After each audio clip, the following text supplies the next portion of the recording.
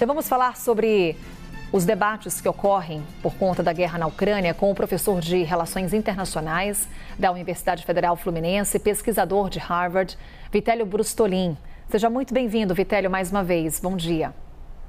Bom dia, Carol. Bom dia a todos. Obrigado pelo convite. Vitélio, eu vou já aqui trazer para a nossa conversa uma análise que está lá no site da CNN Internacional, que diz que a Casa Branca, nesse momento, traz uma mudança impressionante em direção a Vladimir Putin. Em que medida, Vitélio, essa aproximação Trump-Putin pode comprometer qualquer acordo de paz ao excluir Ucrânia e Europa das negociações? Carol, a Casa Branca tem dado mensagens dúbias. Em alguns momentos, o secretário de Defesa, o Pete Hegseth, fala uma coisa, em outros momentos, o ministro das Relações Exteriores, equivalente nosso, que é o secretário de Estado, o Marco Rubio, fala outra, e o J.D. Vance, o vice, e o Trump falam coisas diferentes ao mesmo tempo. Eu vou dar alguns exemplos disso. Há 2 dias, o secretário de Defesa disse que a Europa não participaria das negociações de paz. Ontem, o Marco Rubio, o secretário de Estado, disse que a Europa vai participar das negociações de paz. No primeiro momento, a fala do Trump foi diretamente com o Putin. No segundo momento, o Zelensky foi incluído nessa conversa e os Estados Unidos garantem que a Ucrânia vai participar. De qualquer forma, Carol, essa situação não tem como não trazer à memória o que houve em 1938, quando o primeiro-ministro do Reino Unido, o Chamberlain, e o presidente francês foram conversar com o Hitler, tentando evitar uma guerra. Eles cederam para o Hitler os Sudetos da Tchecoslováquia. O Hitler falava coisas muito parecidas com o que o Putin fala agora, que tinha populações germânicas vivendo nos Sudetos, que essas populações estavam sendo oprimidas. Então, a França e o Reino Unido deram para o Hitler os Sudetos, em troca de um acordo de paz, inclusive o chamado de Pacto de Munique, onde teve a conferência nesse fim de semana. O Hitler assinou o acordo dizendo que não faria uma guerra contra a Europa. 6 meses depois, ele invadiu a porção ocidental da Tchecoslováquia. A França e o Reino Unido apenas protestaram. 6 meses depois, o Hitler marchou contra a Polônia e começou a Segunda Guerra Mundial. O temor da Europa é que o Putin faça a mesma coisa. Já tem assentamentos russos, ocupações russas na Geórgia, por exemplo, na Ossétia do Sul e na Abcásia, na Moldóvia, na Transnistria. Os países bálticos, Estônia, Letônia e Lituânia, têm medo de uma expansão russa. Então, a Europa se mobiliza nesse momento para dar garantias de segurança à Ucrânia, já que ninguém na Europa acredita que a guerra do Putin vai acabar na Ucrânia, Carol. Até por esse paralelo histórico que você nos traz, Vitélio, de fato, esse temor faz sentido nesse momento, principalmente diante das recentes declarações de Donald Trump, colocando toda a responsabilidade nesse momento para a Europa lidar com o conflito? O temor faz sentido, sim. Todo mundo quer a paz, né? Tem um teórico de relações internacionais e estudos estratégicos, o Clausewitz, que diz que o atacante é um amante da paz. Se ele puder, ele vai tomar o território do oponente sem dar um único tiro. Então, todo mundo quer a paz, mas não uma paz a qualquer preço. Não uma paz que leve a uma guerra maior depois. Nós temos exemplos históricos disso, né? Esse exemplo do início da Segunda Guerra, mas também na Guerra do Vietnã, em 73, quando o Nixon queria muito fazer a paz, estava sendo pressionado pelos eleitores, assinou um acordo com o Vietnã do Norte, um armistício, que foi violado pelo Vietnã do Norte, e meses depois o Vietnã do Norte ocupou o Vietnã do Sul, já não tinha mais os Estados Unidos lá para proteger aquele país. O próprio Trump, em 2020, assinou um acordo com o Talibã no Afeganistão para sair do Afeganistão, para retirar as tropas estadunidenses do Afeganistão, que elas estavam lá há quase 20 anos.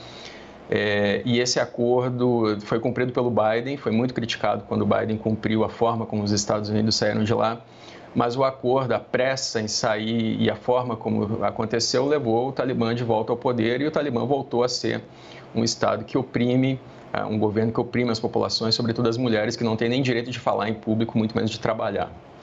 Então, toda a questão é essa, a pressa em se fazer esse acordo. Veja, todos querem a paz, mas não é uma paz a qualquer preço, uma paz que viole o direito internacional, que ceda terras da Ucrânia para o Estado invasor, que é a Rússia, que acabe com o sistema, que a própria Carta da ONU proíbe guerras de anexação.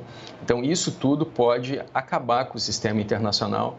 Não é do interesse de ninguém no mundo que isso aconteça. Imagina o Brasil tendo um pedaço do país invadido e aí, de repente, para chegar à paz, a gente cede esse pedaço, cede a Amazônia, por exemplo, 20% do território, que é mais ou menos o que a Rússia tem hoje na Ucrânia, incluindo a Crimeia, que já invade desde 2014 e que é 11% desses 20%, ou seja, nesses 3 anos de guerra, a Rússia conseguiu invadir mais 9%.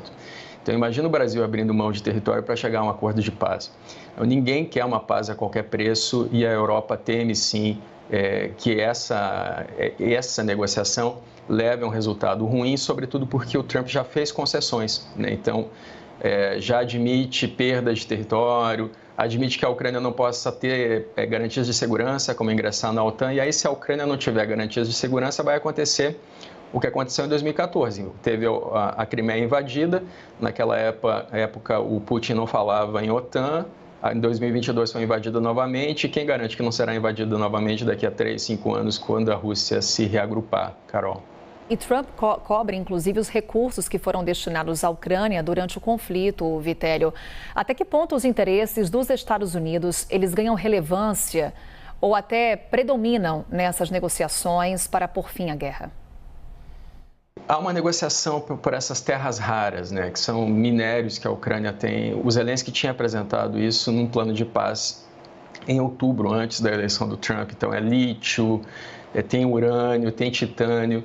Em 2021, essas terras raras representavam 30% das exportações da Ucrânia, Carol, é muita coisa.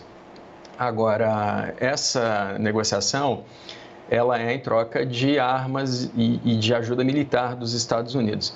A Ucrânia vai vender os seus minerais para continuar existindo como Estado, para continuar existindo como uma soberana do seu território. É uma coisa muito parecida com o que a Rússia faz com o seu petróleo e o seu gás. Vende para financiar um esforço de guerra. Toda a questão é que, na semana passada, o secretário do Tesouro dos Estados Unidos, o Blessent, foi para a Ucrânia negociar esses minerais, mas nesse momento o Zelensky parou a negociação esperando ser incluído nas negociações de paz com a Rússia. Existe também uma preocupação dentro da União Europeia sobre aumentar os gastos militares. Desde 2014, a União Europeia aumentou em 50% os gastos militares, ou seja, desde a invasão russa à Crimeia. A Ursula von der Leyen, que é presidente da Comissão Europeia, propôs, Carol, na sexta-feira, o afrouxamento fiscal dos países da União Europeia, ou seja, que os países possam violar as metas fiscais justamente para poder investir mais em defesa. Isso para dar mais garantias, talvez formar um exército europeu, já que não pode mais contar com os Estados Unidos para sua própria defesa, como tinha acontecido na Primeira Guerra, na Segunda Guerra, durante a Guerra Fria, durante quase todo o século passado. Então, nesse momento, a Europa também se arma muito e, como você adiantou, hoje tem um encontro em Paris e o primeiro-ministro do Reino Unido, Keir Starmer, já escreveu no artigo publicado no The Telegraph, um jornal britânico, que está pronto a enviar tropas para a Ucrânia, Carol.